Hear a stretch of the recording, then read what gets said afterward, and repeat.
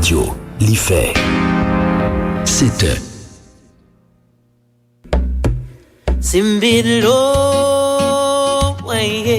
Bonjour, ici Malou Boboir sur Alter Radio. Alter Radio, l'idée frais.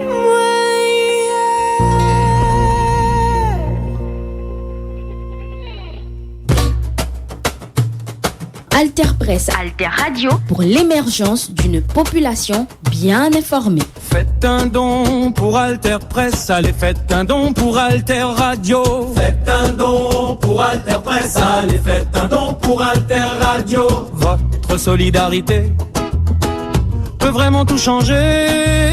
Allez, venez faire vivre l'info complète et libre. Faites un don pour Alter Presse, allez faites un don pour Alter Radio.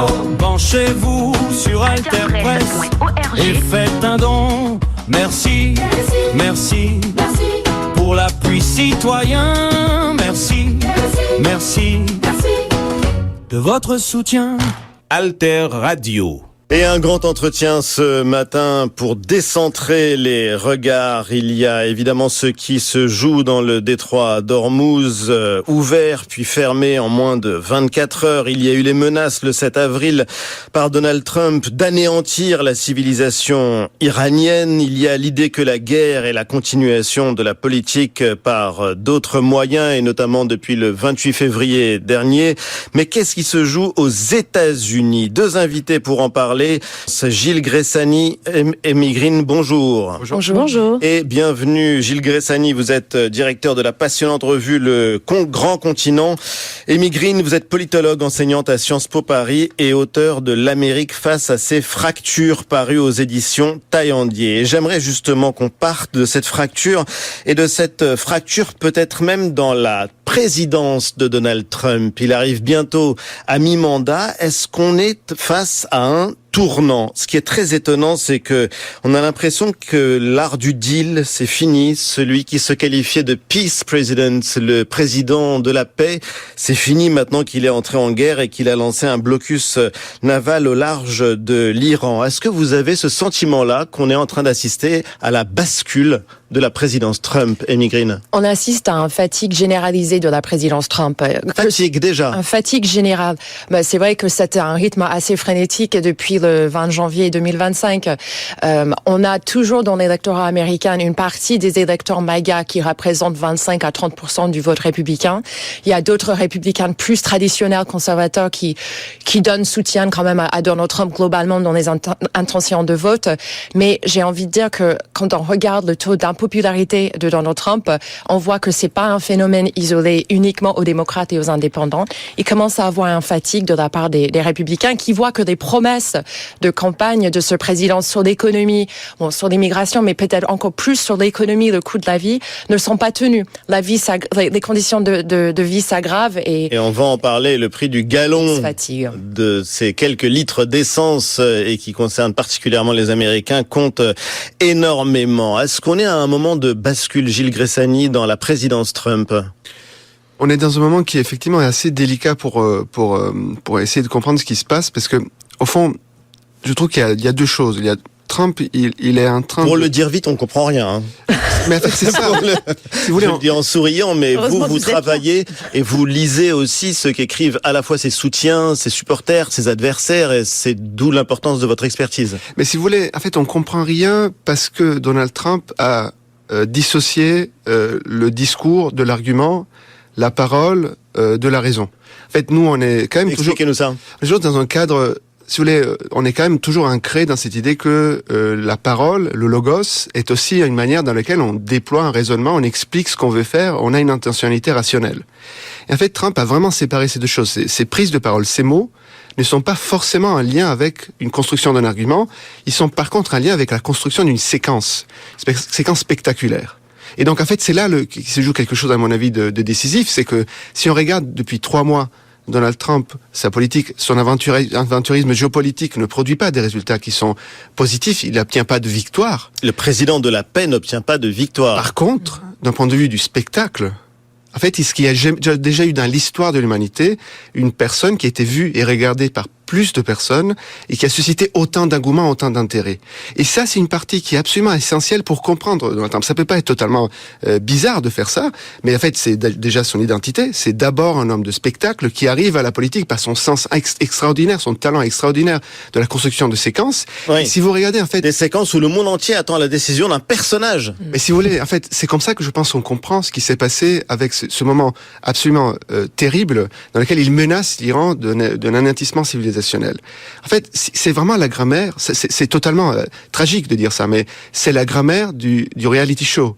C'est The Apprentice in White House. Sauf que plutôt que savoir si le soir sera Louana qui sera éliminée, là c'est l'Iran. Est-ce que l'Iran va être éliminé? Oui. Et donc ça produit le lendemain, il y a un cessez-le-feu. Et si vous voulez, l'engouement est général. Tout l'ensemble des médias et de l'attention publique mondiale regarde ce qui va être la décision de cet homme à la Maison-Blanche. Et ça, c'est sa stratégie pour pour transformer la politique ou le pouvoir aux États-Unis. Le point de vue américain, Amy Green, c'est assez intéressant de voir que cette question qui se joue au Moyen-Orient sous nos yeux, avec le détroit d'Ormuz, dont tout le monde sait aujourd'hui où il est à travers le globe, finalement, il répond à deux discours très différents selon qu'on le regarde, selon qu'on l'écoute depuis les États-Unis ou ailleurs. C'est-à-dire que c'est une guerre qui est largement impopulaire aux États-Unis, mais le discours officiel des Américains, c'est de dire qu'ils veulent éliminer le programme nucléaire iranien dans la région. Ils veulent apporter la paix dans la région et garantir la sécurité d'Israël.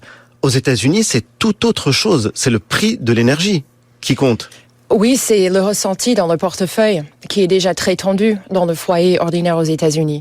Donc effectivement, mais la Maison-Blanche tient les deux discours simultanément. Oui, mais en fait, la Maison-Blanche tient des discours multiples depuis le début de l'affaire. C'est-à-dire qu'en amont de l'intervention américaine en Iran, il n'y avait pas du tout de justification d'argumentaire présenté au peuple américain, ni au Congrès. On passe du Congrès parce que c'est pas la première fois qu'un président des États-Unis agit unilatéralement ou par sa propre décision sans passer par le Congrès. Mais normalement, le président des États-Unis doit plaider sa cause auprès du peuple américain. Et donc, le discours vis-à-vis des Américains, c'était à la fois la question de la paix intergénérationnelle, regime change. Il y avait beaucoup d'éléments différents. Donc, finalement, il n'y avait pas de récit clair, cohérent et unifiant autour de cette intervention. Donc, ce n'est pas surprenant aujourd'hui que le discours politique aux États-Unis soit un sujet vraiment mobilisateur autour du prix du pétrole qui intéresse les foyers ordinaires. Mais en même temps, ça n'a pas de sens par rapport à ce qu'ils tiennent comme propos à l'international. Justement, Gilles Gressani, ces propos à l'international, ça prend souvent la forme d'ultimatum. C'est presque plus l'art du deal, mais l'art de l'ultimatum qui se répète un peu dans tous les domaines. Au pape aujourd'hui, évidemment, est quelque chose qui, d'un point de vue spectaculaire, le rend le personnage principal pour plus d'1 milliard de personnes, mais en même temps, évidemment, ça le met dans une position où il est très mal à l'aise. Et je trouve que une des choses qui m'a le plus frappé, c'est que la manière dans laquelle il a attaqué le pape, il sonnait creux. En fait, il a une manière toujours de cibler les adversaires qui peut parfois être grotesque, mais qui est toujours très sarcastique, très ironique. Dire que le pape n'est pas très bon dans la lutte contre les crimes, il le fait passer plutôt comme un sénile, un peu incapable d'avoir de prise. Parce que, et c'est ce qui se passe. Il n'a pas de prise contre cette personne qui refuse le dialogue. Mais c'est difficile. Allô, c'est service marketing Alter Radio, s'il vous plaît. Bienvenue, c'est Liwi qui je nous cap aider. Moi, c'est propriétaire en Drahi. M'ta aimé plus moun kon business moi. M'ta aimé joindre plus clients et puis river faire grandir. Félicitations. Ou bien tombé. Service marketing Alter Radio gagne un plan spécial publicité pour toute qualité de business. Tant que quincaillerie, matériaux construction, dry cleaning, tant que paola, boutique, pharmacie, autoparts, restaurant tout, mini market, dépôt, petit hôtel, studio de beauté et latrier. Et bien m'a privé sous nous tout de suite. Mais est-ce que c'est moi, mon ami qui gon kawash? Est-ce que là je n'oti bagay tout? Service marketing Alter Radio gen formule pour tout business. Pas perdre temps, n'a tant nous. Service marketing Alter Radio ap tande ou, n'a pas tant nous, n'a ba ou conseil et puis publicité ou garanti. En dit plus, n'a tout géré belle ou sur réseaux sociaux nous yo. Parlez-moi de ça Alter Radio. C'est ça m'de besoin. Pas petit temps. Relais service marketing Alter Radio dans 28 16 01 01 ak Alter Radio, publicité au garantie.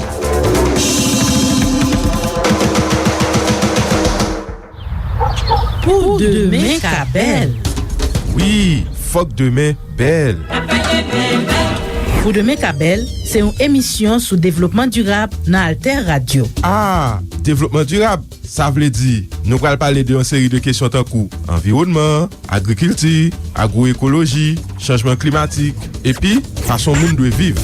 Exactement. C'est pas d'aide, mais nommé à groupe média alternatif qui pote émission ça pour nous. Pou Demain ka Belle, c'est depuis jeudi, oui, pour nous travailler pour lui. Alter Radio. Émission Pou Demain ka Belle, passez chaque vendredi matin à 7h sur antenne Alter Radio 106.1 FM, alterradio.org.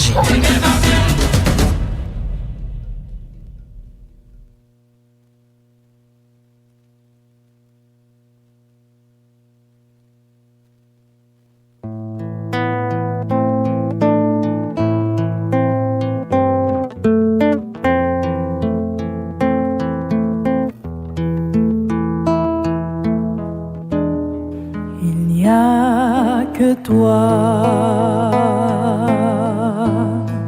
qui fait que j'ai des rêves, il n'y a que toi qui fait couler ma sève, il n'y a que toi qui me touche en silence,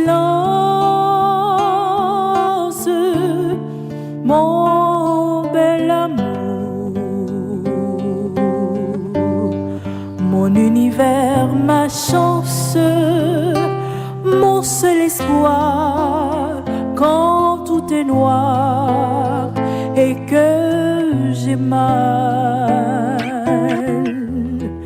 Il n'y a que toi.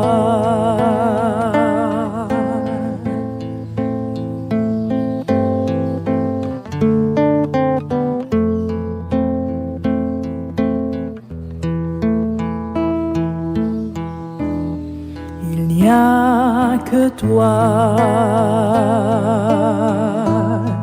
Quand le malheur approche,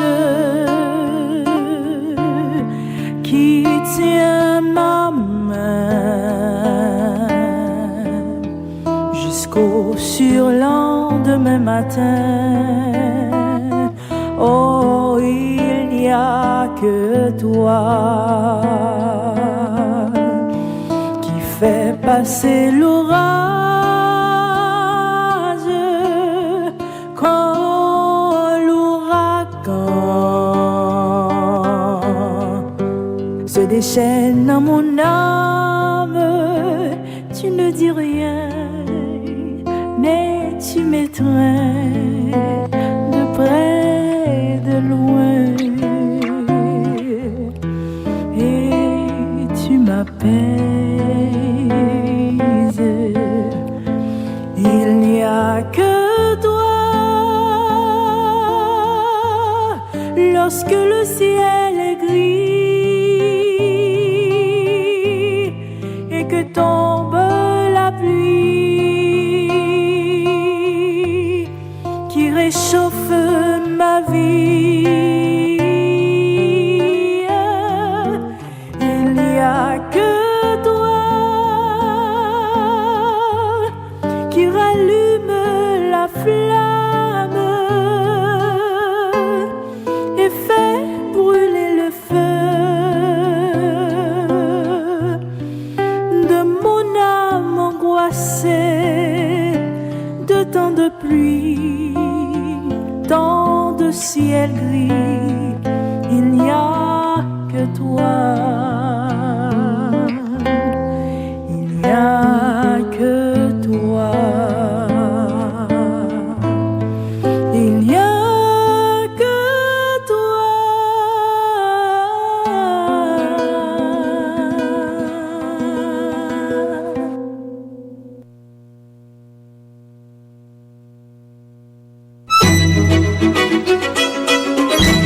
La radio de demain, demain, c'est aujourd'hui. Alter Radio, 106.1 FM, alterradio.org, alterradio.org.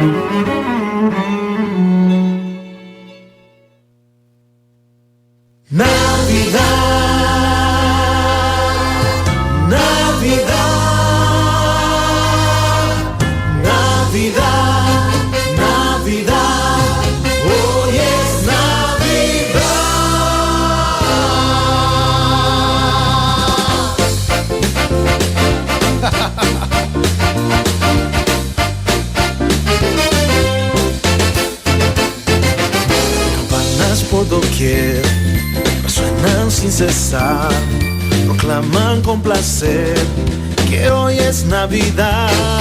Los niños con canción la grata nueva dan de este día de amor y buena voluntad.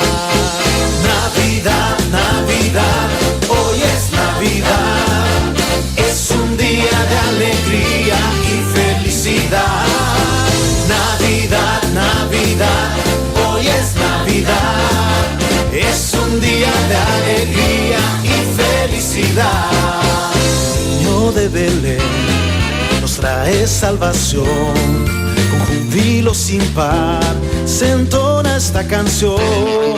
Yo te amo, mi Señor, tus glorias cantaré, en este día tan feliz me regocijaré.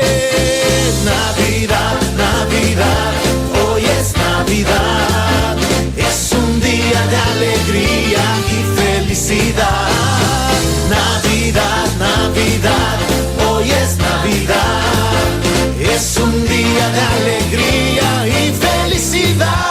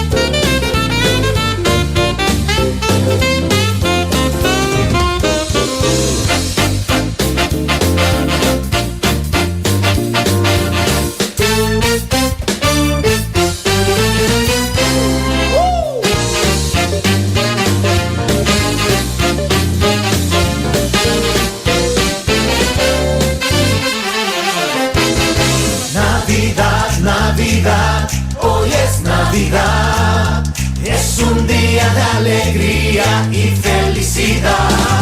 Oh, Navidad, hoy es Navidad, es un día de alegría y felicidad.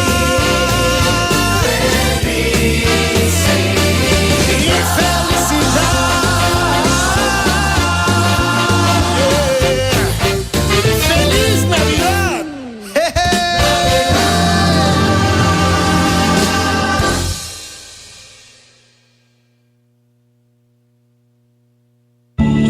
Alter Radio, l'autre idée de la radio.